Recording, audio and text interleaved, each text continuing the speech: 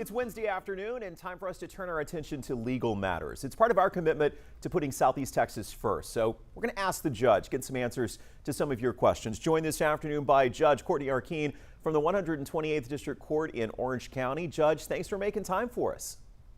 Thank you for having me, Jordan. Good to see you. Let's get right to it. This first question from a viewer who says, my old apartment complex is running an absolute clown show trying to collect damages after I moved out. I've got $800 in charges.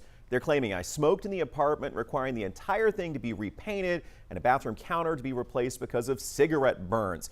He goes on to say, we suspect it's from a curling iron from a previous tenant. I don't smoke. On top of that, there's a list of overpriced charges for drip pans on the stove, light bulbs, an air filter, and I've no chance of getting my money back. I'm already collecting threats or getting threats of collections.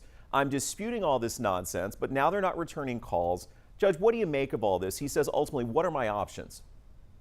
Sure. So once you move out of an apartment, the landlord has 30 days to refund your deposit.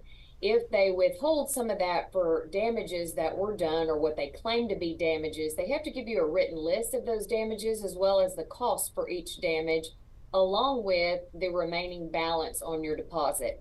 If you dispute those charges, then you can file suit in small claims court. You need to call the Justice of the Peace office in the precinct where the property is located. Okay. And is that something where people usually feel like it's worth it financially, or is this just, kind of a lost cause? Well, that's a great question. You would need to weigh what are the filing fees and the cost away from your job, perhaps to attend a hearing to decide whether it's financially worth it. Okay. All right, this next question, this person says, my neighbor's got a huge tree that hangs over our backyard. Big branch came down and landed on top of my grill, damaging the barbecue pit. Any chance I can make them pay? Probably not if it was an act of God. So if it was like a storm or a hurricane and that's the reason that the limb fell, then probably not. However, if it's because of their neglect in taking care of that tree, the tree was diseased and they knew it and they knew it could cause problems, then they could be liable. So it's going to come down to whether it's an act of God, which would probably be no, versus their negligence. Okay. This final question is on behalf of a viewer who has a question about the right to record. He says, I'm seeing Texas is a one-party state.